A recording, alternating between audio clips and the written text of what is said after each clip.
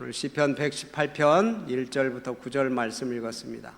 하나님은 내 편이시라 라는 제목으로 함께 은혜를 나누고자 합니다. 여러분, 누가 든든한 사람이 옆에 있으면 그냥 무서울 게 별로 없습니다. 그런데 이제 옆에 든든한 사람이 아니고 좀 부실한 사람, 그런 사람이 있으면 좀 내가 불안하고 그러잖아요. 그것처럼 오늘 여기 본문 말씀을 보면 시편 기자 옆에는 늘 하나님이 계시는 든든한 거예요. 그래서 이 다윗의 생애 중에 가장 처절한 그런 위기의 순간에 고백된 그런 찬양을 시편 118편으로 이렇게 보고 있습니다.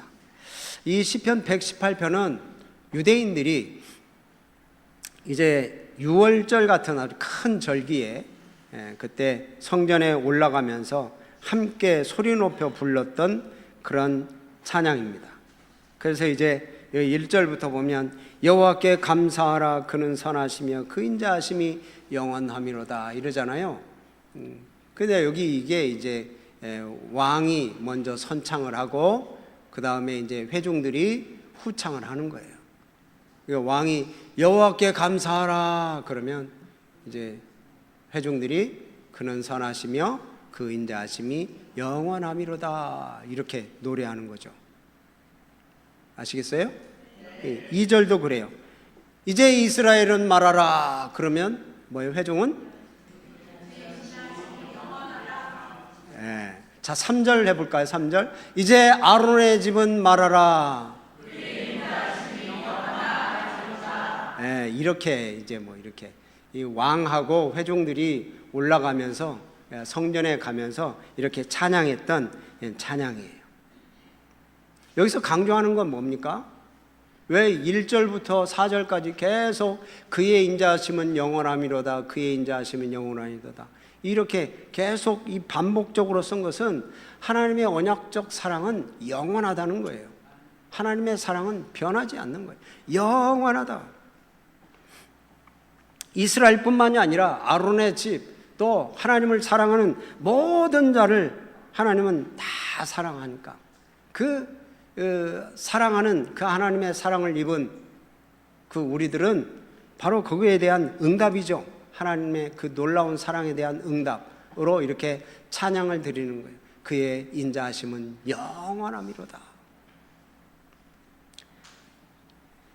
오늘 이 시편 기자의 그 저자는 인생이 그냥 꽉 막힌, 사방에 꽉 막힌 그런 아주 극심한 고통, 또 위기, 그런 것을 한번 경험했던 사람입니다. 한 번 했는지 여러 번 했는지 그건 우리가 알 수 없지만 그 심각한 고통과 그 위기를 맛보았던 사람이에요. 그래서 5절 말씀 보면 그렇게 돼 있어요. 5절 말씀 보면 처음 보면 그러죠. 내가 고통 중에 여호와께 부르짖었다. 얼마나 고통스러웠으면 이 고통 중에 부르짖었다고 그러겠어요. 이 고통은 그냥 질병의 고통 이런 고통이 아닙니다. 자연재해의 고통 이것도 아닙니다. 이 고통이 표현하는 것은 사람으로부터 오는 그런 극심한 배신감 또 위협 이런 것을 뜻하는 거예요. 우리들도 그러죠. 인생을 살아가다 보면 크게 상처를 받습니다. 가장 크게 상처를 받고 또 뼈아프게 깨닫는 그런 부분이 뭐냐면 사람에 대한 문제예요. 사람과의 관계의 문제. 어떤 병이나 무슨 사업이나 무슨 직장 문제나 이런 건 그렇게 사람에 관한 관계보다는 그렇게 크게 상처를 받지 않습니다. 사람 때문에 크게 상처를 받죠. 그래서 믿었던 사람에게 발등이 찍히고 또 사업이나 일터에서 힘 있는 사람의 그 말 한마디 때문에 그냥 인생이 송두리째 흔들리는 그런 경우가 종종 있습니다. 돈을 의지하고 사람을 의지해 보지만 결정적인 순간에 다 신기루처럼 다 사라져 버립니다. 그래서 뭐 그냥 절망의 수렁에 빠질 때가 있습니다. 세상은 자꾸 조건을 봅니다. 조건. 우리가 살아가는 데 있어서 다 조건을 보죠. 돈이 있어야 너는 내 편이야. 내가 돈이 있어야 내 편을 삼아줍니다. 자기 편을 삼아줍니다. 또 세상에서는 권력이 있어야 내 손을 잡아줘요. 권력이 없으면 힘이 약하면 다 이렇게 떨쳐버려요. 밀어요. 멀어져요. 근데 세상은 다 그렇게 등을 돌리고 그렇게 멀어져도 오늘 성경 말씀은 뭡니까? 하나님은 내 편이시라. 하나님은 내 편이시라. 내가 힘이 없어도, 내가 돈이 없어도, 내가 권력이 없어도 하나님은 내 편이시라 라고 고백하는 이 시편 기자의 고백이 저와 여러분들의 고백이 되시기를 바랍니다. 우리가 한 주간 동안 살아가면서, 이제 그동안 살아가면서 여러분 어떤 사람의 말 때문에 가슴을 치며 잠 못 이루는 적이 있을 수도 있습니다. 또 나를 돕겠다고 해서 철석같이 믿었던 그 사람이 한순간에 배반해버리는 그런 경우도 있을 겁니다. 또한 이제 살다 보면 그렇게 가까이 있던 사람이 나를 깎아내리는 듯한 그런 비수에 꽂는 말들을 해가지고 참 너무 힘들 때가 있습니다. 여러분, 사람을 바라보면, 사람을 의지하면 이렇게 우리의 심령이, 우리의 생활이 막 요동칠 때가 얼마나 많습니까? 그때 우리의 시선을, 내 삶을 주관하시고 내 삶을 인도하시는 우리 하나님께 시선을 두면 여러분, 하나님께서 우리를 안전하게 또 은혜롭게 지켜주실 줄로 믿으시기를 바랍니다. 오늘 여기 시편 기자는 기도의 확신을 가지고 있습니다. 기도의 확신을 가져서 내가 사방에 꽉 막힌 듯한 그런 골목에 처박혀 있고 또 내가 움쩍할 수 없는 그런 협곡에 처박혀 있는 그런 듯한 느낌이 있을 때 유일한 돌파구를 찾습니다. 우리 아까 5절 말씀을 읽었는데 그 5절 말씀을 보면 내가 고통 중에 여호와께 뭐 했다고요? 부르짖었다는 거예요. 그 문제의 해결점을 찾은 거예요. 돌파구를 찾은 거예요. 그게 뭐예요? 하나님 앞에 부르짖은 거예요. 부르짖었다는 건 뭡니까? 기도했다는 거예요. 간절하게 기도했다는 거예요. 여기서 내가 고통 중에 있다. 고통이라고 하는 이 메차르라고 하는 이 말은요, 협곡이라는 뜻입니다. 좁은 틈바구니 속에 딱 끼어 있어가지고 숨조차 쉴 수 없는 곳, 그런 곳이 이 고통, 메차르라고 하는 곳입니다. 그 고통 중에 있을 때 절망이죠.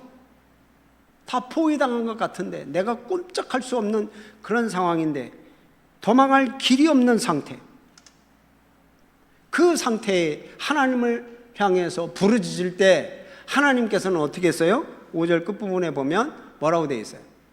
나를 넓은 곳에 세우셨다. 응답하시고 나를 넓은 곳에 세우시다. 넓은 곳은 이 협착한 그런 곳이 아닙니다.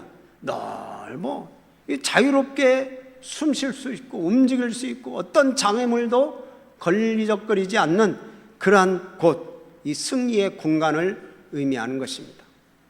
하나님이 내 편이시기 때문에 사방에 막힌 그런 좁은 고통 속에서도 하나님 앞에 부르짖을 수 있는 거예요. 하나님의 주권을 향해서 부르짖을 때 어떻게 이렇게 탁 트인 광야, 대지, 이렇게 넓은 곳에 나를 세워주실 수 있을까?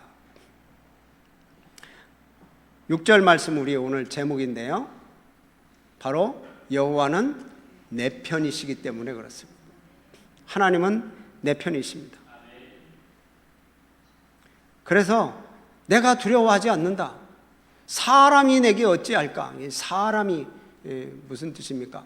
하나님이 내 편이신데 하나님은 온 우주를 창조하신 분이고 나를 창조하신 분이고 나를 인도하시는 분이고 지금도 살아 역사하시는 분인데, 사람, 피조물이, 하나님의 피조물인 이 사람이, 그래서 숨이 끝나면 그냥 흙 속으로 들어가야 될 이 인간이 나를 어찌할까? 하나님이 내 편인데.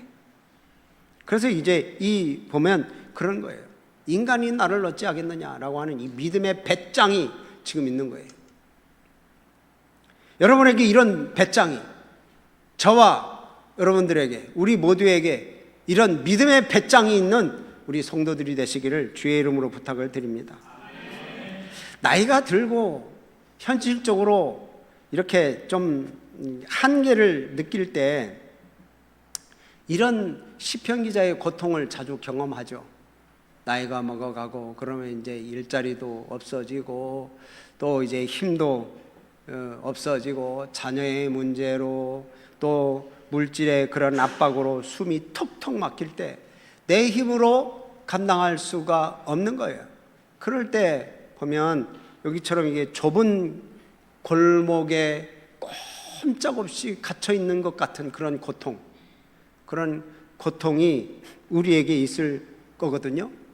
그때 이 시편 기자처럼 주님 앞에 나아가는 거예요. 주님 앞에 부르짖는 거예요. 하나님은 내 편이시다. 하나님은 나의 기도를 들으시고 막힌 담을 허무시고 안전하고 광활한 주님의 그 안전지대로 나를 이끌어 주실 것이라고 믿고 나아가는 우리 성도들이 되시기를 바랍니다. 그럼 우리가 이렇게 믿고 나아가지만 날마다 허물이 많고 흔들리는 우리들인데, 세상 환경을 바라볼 때 우리들은 자꾸 흔들리기도 하잖아요. 흔들리는데 어떻게 우리가 하나님을 내 편이라고 할 수 있는가? 여러분, 우리가 뭐 잘나서 우리가 하나님을 내 편이라고 하는 겁니까? 우리가 뭐 공로가 있어서 자격이 돼서 그런 거 아니잖아요. 다 전적인 하나님의 은혜입니다. 우리가 오늘 찬양했듯이 은혜 아니면 살아갈 수 없네. 은혜 아니면 살아갈 수가 없어요. 예수 그리스도의 그 십자가의 복음, 그 예수 그리스도의 십자가의 공로 때문에 우리가 하나님은 내 편이시다 라고 이렇게 외칠 수 있는 거예요. 시편 기자, 이 저자는 이렇게 고백을 하면서 장차 오실 메시아에 대한 그런 예언적 고백을 합니다. 22절, 우리는 이제 이 9절까지만 봤는데 22절 말씀을 보면 건축자가 버린 돌이 집 모퉁이의 머릿돌이 되었다라고 이렇게 고백을 해요. 이 말씀은 나중에 예수님께서 마태복음 21장에 그렇게 말씀하세요. 자기를 버린 돌이 머릿돌이 되게 했다라고 하는 겁니다. 예수님이 이 땅에 오셨을 때 철저하게 버림받았습니다. 종교 지도자들로부터 버림받았습니다. 세상에 힘 있는 자들에게서 버림받았습니다. 심지어는 제자들에게까지도 버림받았어요. 그래서 버림받아서 예수님이 십자가에 죽으셨죠. 우리의 모든 죄를 담당하셔서 하나님의 뜻대로 십자가에 죽으셨어요. 그러나 하나님은 사흘 만에 사망 권세를 깨뜨리시고 예수 그리스도를 다시 살리셨습니다. 그러니까 가장 존귀한 천국 성전에서 가장 존귀한 머릿돌, 모퉁이돌이 되게 하신 거예요. 그러니까 버린 돌이 모퉁이돌이 되게 하셨다. 참, 이 은혜가 저와 여러분들에게 있는 줄로 믿습니다. 그러니까 사실 버린 돌과 같은 예수님이신데 하나님께서 이렇게 들어 세우시는 거죠. 우리가 고통당하고 힘들고 어려운 일이 있고 그것 때문에 나는 하나님으로부터 버림받은 것 같아, 세상으로부터 버림받은 것 같아, 나는 형제로부터, 이웃으로부터, 친구로부터 버림받은 것 같아 라고 생각하지만, 그러나 믿음으로 주님 앞에 서 있는 사람들은 하나님께서 그 사람을 통해서 모퉁이돌이 되게 하실 줄로 믿으시기를 바랍니다. 내가 너의 편이다. 그렇게 하나님은 말씀하세요. 내가 네 편이야. 세상 사람들에게 버림받고 알아주지 않아도 낙심하지 않을 이유가 바로 예수님이 나 대신 다 버림당했고 예수님이 나 대신 다 죄를 짊어졌고, 그래서 이제 하나님은 우리를 사랑하셔서 우리를 하나님의 자녀 삼으셨잖아요. 내가 네 편이야. 걱정하지 마. 내가 도와줄게. 아주 하나님께서 보증수표를 우리에게 내밀어 주신 거예요.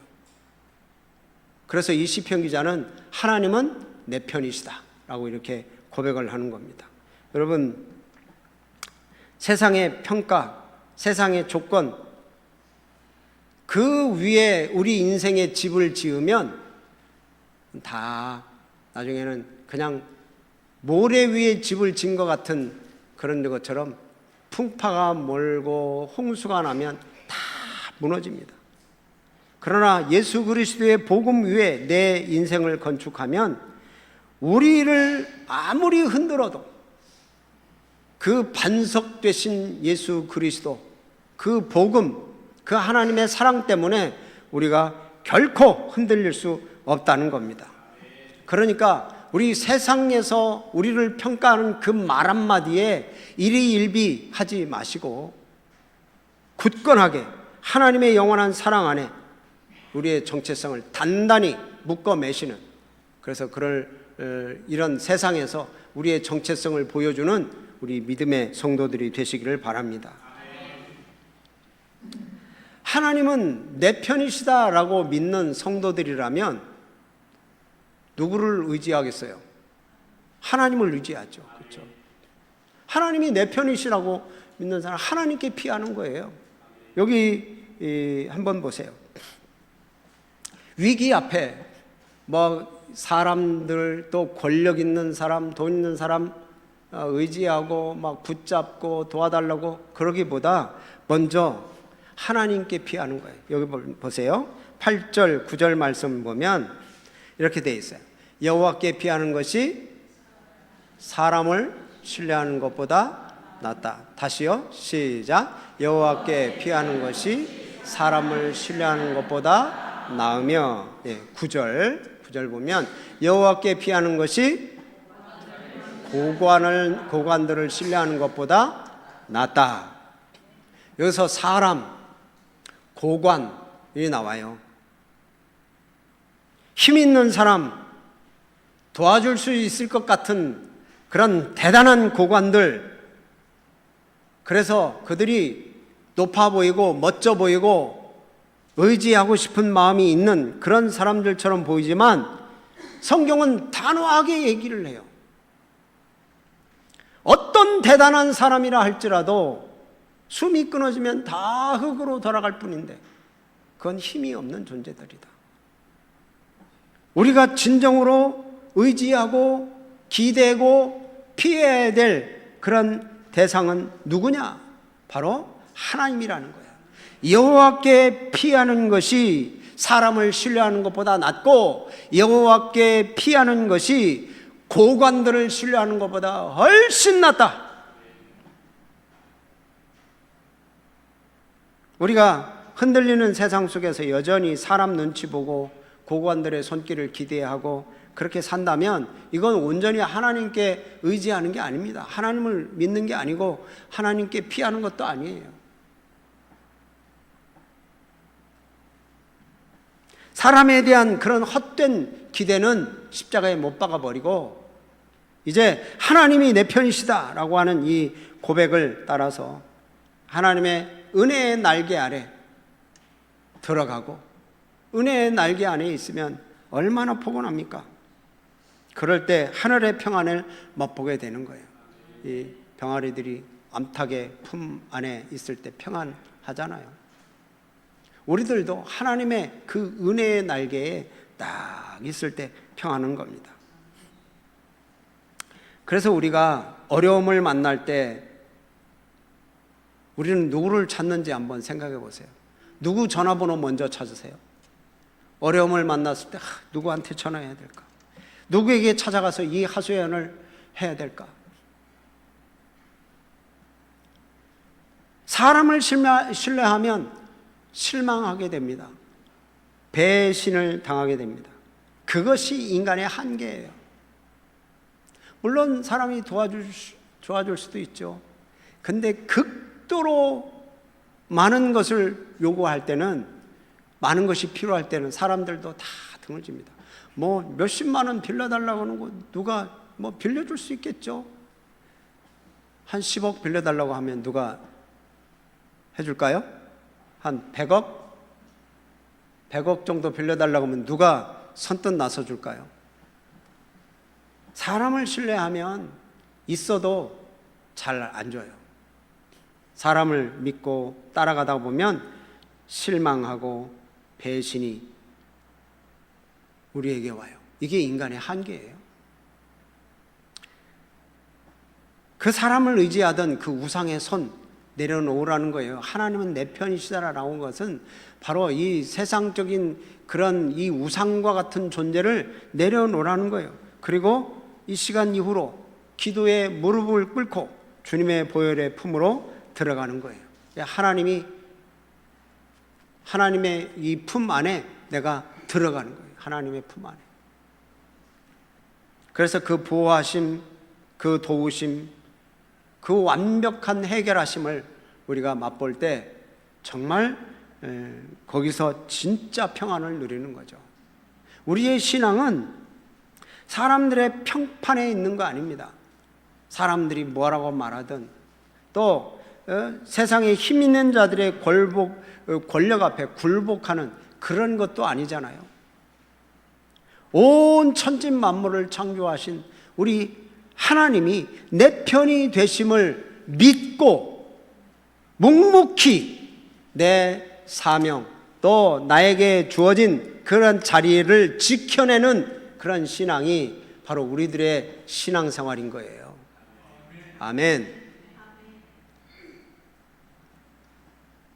그래서 우리의 남은 삶은 앞으로 사람들이 뭐 이렇게 말을 하고 그래서 그 말 때문에 상처받고 흔들리는 그런 것이 아니죠. 우리는 예수 그리스도의 그 은혜를 선포하는 그런 당당한 그리스도인들이 되셔야 됩니다. 아멘. 그래서 세상은 요동치고 인간들은 다 떠날지라도, 사람들은 떠날지라도 하나님 한 분만으로 충분하다라고 하는 이런 믿음의 선배의 모습을 보여주셔야 됩니다. 가정에서나 직장에서나 우리 사는 어느 곳에서든지 자, 나는 하나님 한 분만으로도 충분하다라고 하는 이 믿음의 모습을 보여줄 때 후배들이 따라오는 거예요. 자녀들이 따라오는 거예요. 사람들로부터 받는 그 상처, 사람들로부터 받는 그 위협, 이걸 뛰어넘어서 오직 하나님만이 나의 피난처고 나의 안전한 참 안식을 누릴 수 있는 곳이다 라고 이렇게 고백을 할 수 있습니다. 우리 모두 그런 고백을 하시는 우리 성도님들이 되셔서 이제 오늘부터라도 하나님은 내 편이시다 라고 고백하는 우리 성도들이 다 되시기를 주의 이름으로 축복합니다. 아멘. 우리 말씀을 생각하면서 여러분 기도합니다.